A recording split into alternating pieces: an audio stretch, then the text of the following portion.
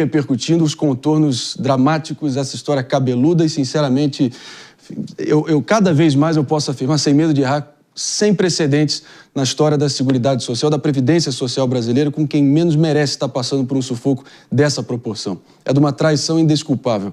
Dessa vez, pessoal, a gente repercute aqui o fato que a entidade do INSS abriu processo interno contra 12 entidades envolvidas diretamente nas fraudes perpetradas com tantos e tantos segurados e pensionistas e aposentados Brasilzão afora. Além dos aposentados lesados, a Polícia Federal, pessoal, descobriu que criminosos também criavam idosos fictícios para lesar os cofres públicos. Em Minas Gerais, inclusive, foi desmantelado um grupo que causou prejuízo de mais de 11 milhões de reais usando documentos falsificados para receber o benefício. É muito pior do que a gente imaginava e a cada dia que passa, parece que a gente vai puxando aquele fio do novelo e revelando assim um rastro de corrupção tóxico, nojento e, sinceramente, indesculpável. E, claro, o governo Lula emparedado. Dias Peixoto, sua expectativa diante das últimas revelações? Eu acho que a cada momento que passa, esse escândalo, ele cresce. Ele cresce em lógica de extensão de tempo. Então, passa de 2019 e vai seguir para outros anos. Ele cresce na quantidade dos valores, que ainda, no primeiro momento, aventados em 6 bilhões, valor muito alto, depois 8 bilhões, e agora já tem gente falando que existe indício de que esse valor passe ali os 50 bilhões. Então, o esquema e o escândalo se alastra. E as vidas que cada vez mais nós conhecemos as histórias, elas são extremamente impactadas. Então, André, recentemente veio a público um caso de um senhor que é cardíaco, ganhava 4.800, tinha neste valor metade dele já comprometido com um plano de saúde, boa parte com as medicações, que sobrava muito pouco. E nesse pouco ainda se descontavam vários descontos que de fato não eram de permissão dele. Ou seja, é mais um exemplo de uma vítima desse esquema atroz, abjeto, desse esquema que merece ser punido e investigado. Aqui nos corredores da Jovem Pan, na rua, as pessoas elas estão falando sobre isso. Várias pessoas me procuraram para mostrar, olha, fala sobre isso, olha esse desconto. E é muito triste que isso tenha acontecido. É muito triste que isso tenha acontecido por tantos anos. E essas entidades que agora estão sendo descobertas, a maioria delas está com uma desculpa que é meio... A gente não imaginava, não sabíamos desse esquema. Mas assim, existe uma responsabilização gigante, existe uma responsabilidade. E eu acho que se o escândalo do INSS passa uma mensagem é o fim de qualquer desconto que não é obrigatório e que não pode ser permissivo assim. Todo mundo que já tentou cancelar alguma coisa sabe as dificuldades que é imposta. Mas para assinar, eles não pegavam nem assinatura. Eles falsificavam tudo. Então, assim, eu acho que a régua precisa subir para entrar no desconto, não para sair. É assustadora a crueldade de todos esses marginais que operaram esse esquema no INSS. É literalmente bater a carteira de quem construiu o Brasil. E para que não reste nenhuma dúvida aqui, é evidente que esses descontos têm que vir com a autorização expressa dos segurados e dos beneficiados. Descontos vai de imposto de renda, contribuição voluntária, doações programadas, mensalidade de associação, enfim, empréstimo consignado, são tantas que precisam de autorização expressa, o que não foi o caso nessa fraude bilionária que a gente segue repercutindo e seguiremos repercutindo, Mano Ferreira. Não sei, eu quero retomar aqui a discussão em torno do escândalo do INSS, essas fraudes que, sinceramente, tapa na cara, cuspe na cara, inadmissível em todos os sentidos, com os mais vulneráveis entre nós e toda a repercussão que está tendo em Brasília. E não está sendo pouca, pessoal, muito pelo contrário. Eu proponho que a gente, inclusive, retorne à nossa capital federal, onde hoje a oposição promete protocolar um pedido para uma CPMI do INSS, incluindo parlamentares do Senado e do Congresso e, claro, da Câmara dos Deputados, evidentemente. A instalação dessa comissão mista está enfrentando impasses, sem dúvida alguma. Ninguém melhor que a Marília Ribeiro se juntando a nós ao vivaço aqui no Morning Show, com mais informações aqui precisas para entendermos o que está posto. Marília, a última contagem que eu recebi aqui havia pelo menos adesão de já 211 parlamentares. Essa contagem está aumentando. Em que pé se encontra essas tratativas? Bom dia. Oi, André, bom dia para você, a todos que estão com a gente aqui no Morning Show. Então, essas assinaturas, elas vão poder ser feitas até às 11h59 desta terça-feira. Mas antes de eu falar, do Congresso Nacional, dessa repercussão sobre essas fraudes que estavam acontecendo no INSS, eu vou falar um pouquinho da agenda do presidente Lula, André, porque ele vai ter uma reunião muito importante às 3h da tarde, que vale a gente ficar de olho. Essa agenda será cumprida lá no Palácio da Alvorada. O presidente Lula vai se reunir com alguns ministros, como, por exemplo, o ministro da Controladoria Geral da União, Vinícius de Carvalho, e também com o ministro da Casa Civil, Rui Costa. Nessa reunião também vão participar o ministro da Previdência Social, Volney Queiroz, que foi nomeado na última sexta-feira com a saída de Carlos Lupe, e também vamos ter a presença do presidente do INSS, o Gilberto Valer Júnior. Nessa reunião devem ser discutidas as medidas para poder fazer o ressarcimento aos aposentados e pensionistas que tiveram esses descontos de forma indevida na folha de pagamento do INSS, que esse prejuízo pode ultrapassar o valor de 6 bilhões de reais. Então é importante a gente ficar de olho, porque medidas podem ser anunciadas, porque o presidente Lula também vai embarcar para a Rússia e para a China na noite de hoje e só retorna na próxima semana. Agora, a gente falando lá do Congresso Nacional, porque toda essa situação respingou sim lá dentro da Câmara dos Deputados e do Senado Federal. Vale a gente relembrar que na semana passada a oposição dentro da Câmara dos Deputados protocolou uma CPI para que possa investigar essas fraudes do INSS.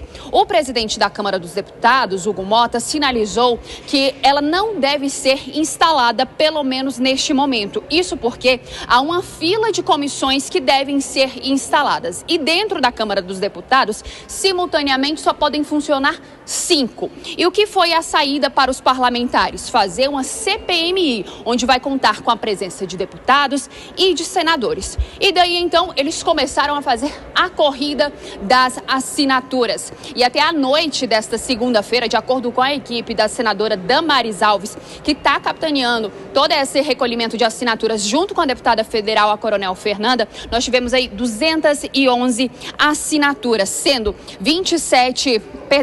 29 de senadores e 182 de deputados. O mínimo para que essa CPI possa ser protocolada é de 27 senadores, as assinaturas deles, e 171 de deputados. Agora a gente vai aprofundar um pouquinho mais, saber como é que ficou um pouco dessa distribuição de assinaturas. O partido do ex-presidente Jair Bolsonaro, o PL, teve aí o recolhimento de 92 assinaturas de parlamentares a favor dessa CPMI.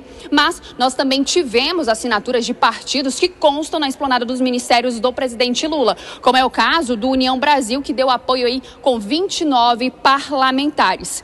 O União Brasil possui os ministérios do Turismo, com Celso Sabino, e das Comunicações, com Frederico de Siqueira Filho. O PP também contribuiu com assinaturas, com 26, e o partido tem o Ministério do Esporte, com André Fufuca. A expectativa, André, é que a instalação, essa CPI possa ser protocolada ainda na tarde desta terça-feira, lá na Câmara dos Deputados, e a previsão é que às 2h30 aconteça uma coletiva da oposição para que eles possam falar um pouco mais sobre o recolhimento dessas assinaturas e qual será o papel da CPMI do INSS que poderá ser instalada. Eu volto com você, André. Marília, obrigado demais aqui pelos detalhes, pelas informações, as atualizações sempre precisas e, claro, seguiremos aqui repercutindo com a bancada, porque, claro que devolver o dinheiro é o mínimo do mínimo do mínimo. Qualquer coisa além disso é uma rendição, é uma confissão de que esse país não tem mais jeito, além do desrespeito total absoluto com os mais vulneráveis. A gente tem o privilégio agora de ser recebido também aqui, de ser agregado, melhor dizendo, na bancada. Nossa querida delegada Raquel Galinatti, sempre contundente, vai poder também somar nessa discussão, delegada, até porque, como eu disse, devolver o dinheiro é o mínimo, mas e o tempo perdido e o sofrimento que foi imposto aos aposentados, pensionistas, segurados, que realmente, muito provavelmente, não vão ver a cor desse dinheiro na sua totalidade, que merecem ver, né? Marinho, você foi muito preciso, é o mínimo. Mas a gente tem que ver, nesse mínimo, o que implica. A devolução do dinheiro roubado de forma covarde, surrupiado dos aposentados, ele implica numa devolução do dinheiro do INSS que pertence aos cofres públicos. Não se exime a responsabilidade, não pode parar por aí de uma responsabilidade regressa. O governo federal ele tem a obrigação de identificar aqueles que desviaram o dinheiro. Não só as associações mandrakes, que fizeram parte aí desse grande esquemão de falcatrua covarde contra o dinheiro dos aposentados, mas também os servidores que ali estavam inseridos, facilitando esse desvio. Agora, é uma grande vergonha.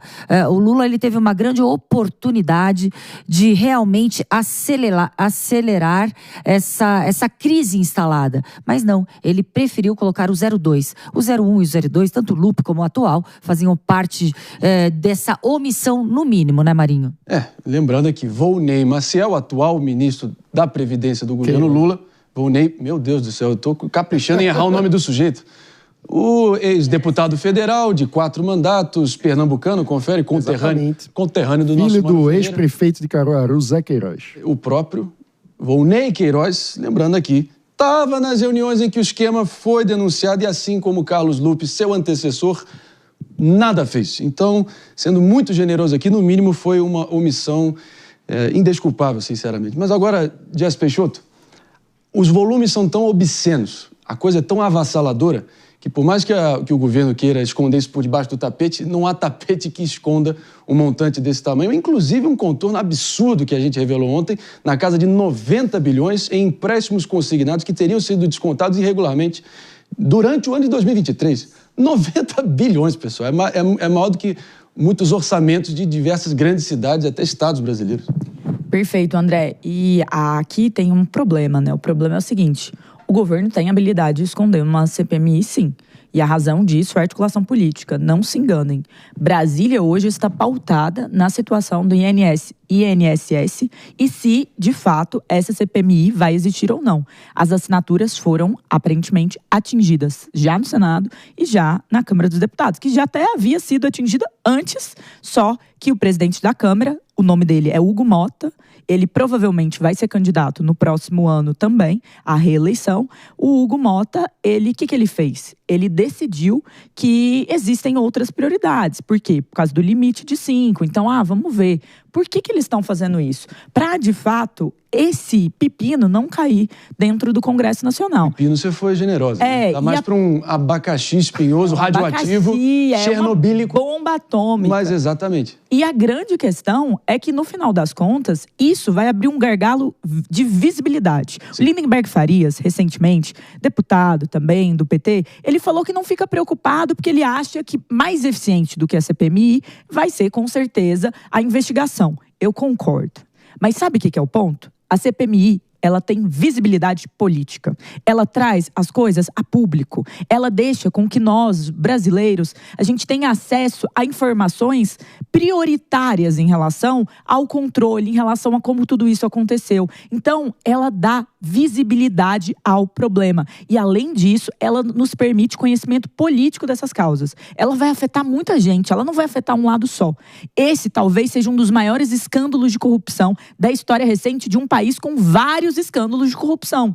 Então, por isso, se você está me assistindo, se você está nos escutando, pressione para que essa CPMI ela saia do papel, porque por mais que existam outras prioridades, os políticos eles respondem sim à iniciativa popular, à vontade, à mobilização das pessoas. E esse tópico é muito importante, não por nós que talvez não tenhamos sido afetados, mas por cada brasileiro que teve um desconto irregular, que às vezes fez um empréstimo porque não tinha dinheiro para pagar um medicamento. São por essas pessoas que a gente precisa cobrar os nossos direitos e realmente trazer holofote a esse problema. E desdobrar essas investigações, porque ainda estamos no começo dessa história.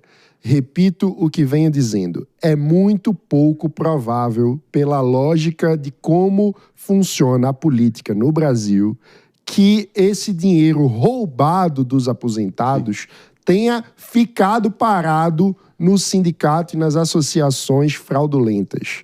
É muito provável que tenha havido um repasse desses recursos para uso político e eleitoral. Isso precisa ser investigado.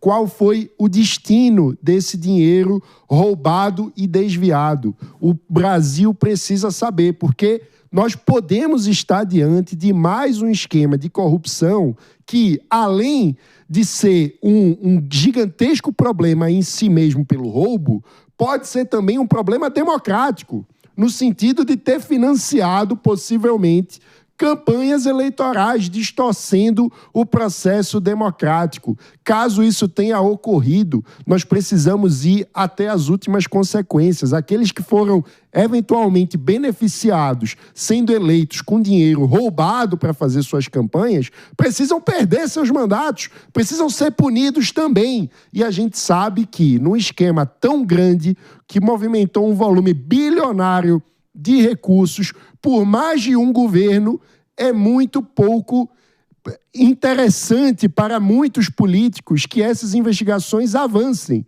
Por isso é tão importante o que a Jazz acabou de trazer, que a sociedade precisa pressionar para que a CPMI possa avançar e trazer luz a esse problema tão grave que roubou os brasileiros. Eu acho que tem uma tríade diabólica da corrupção, que é roubar dinheiro de merenda, dinheiro da saúde e dinheiro de aposentado. É um negócio, assim, de um nível de imoralidade completamente atroz. É algo que nos deixa sem palavras com a falta de escrúpulo para o roubo que muitos no nosso sistema político podre, infelizmente, tem. E mal dá para culpar você do outro lado, que possa estar absolutamente anestesiado, cansado e, assim, quase com a sua capacidade de se indignar completamente, assim, abafada por tantos e tantos escândalos em sequência, mas esse, pessoal, talvez seja necessário um estalo desse para perceber que são desvios fraudulentos, descontos indevidos, de tirar do pão, o pão ali que vai da mão para a boca de quem já tem muito pouco. E como o Mano colocou aqui muito bem, essa tríade diabólica, pode ter certeza que quem compactuou com ela, ou quem avançou com ela, tem um lugar no inferno muito quentinho esperando por eles, olhando adiante. E a justiça divina, essa jamais falha. 10 horas e 30 minutos, pessoal, a gente segue adiante aqui. Enfim, claro, temas quentes e urgentes, mais do que necessários, não sei antes fazer um rápido break. Só para quem está nos ouvindo pela rede Jovem Pan de Rádio, o Morning Show segue a todo vapor e volta já já. André. Agora, antes da gente seguir adiante com um rápido comentário... Bem rápido. A estratégia em relação a esvaziar essa CPMI, ela está muito clara. O presidente Lula, como bem mencionado, ele vai ter uma viagem muito importante que vai atrair muita atenção. E a lógica disso é que há uma pressão no senador Davi Alcolumbre para que ele barre esse requerimento da CPMI em relação ao Senado. O Hugo Mota já se mostrou ali bem rápido em barrar a CPI. Então agora se espera o mesmo do Davi Alcolumbre, senador da República. Vale mencionar que o Davi Alcolumbre não passa por eleição em 2026, porque o mandato dele de senador, ele vai um pouco adiante. Mas a grande questão aqui é que existe uma conversa clara do governo para tentar barrar esse holofote nessa CPMI, até porque nós temos eleições no próximo ano, e também porque a CPMI, ela barra um pouco das pautas que eles querem dar atenção, sejam pautas como a questão do imposto de renda. Então ela toma muita atenção do público. Então existe um suporte hoje, uma força muito grande dentro do governo que vai tentar evitar isso de todas as formas. A estratégia deles é principalmente a boa relação com Davi Alcolumbre do União Brasil, que tem vários signatários como solicitantes dessa CPMI. Se realmente isso se confirmar, como a Jess colocou, e é bem possível, tá? Jamais subestimem o famoso namastê parlamentar, né? Que ninguém se dedura, ninguém se critica e no final do dia tudo acaba em pizza e tapinha nas costas e cafezinhos e fingir que nada aconteceu. A gente espera que diante desse escândalo, dessa proporção, isso não seja o caso. Mas, enfim, sonhar de graça.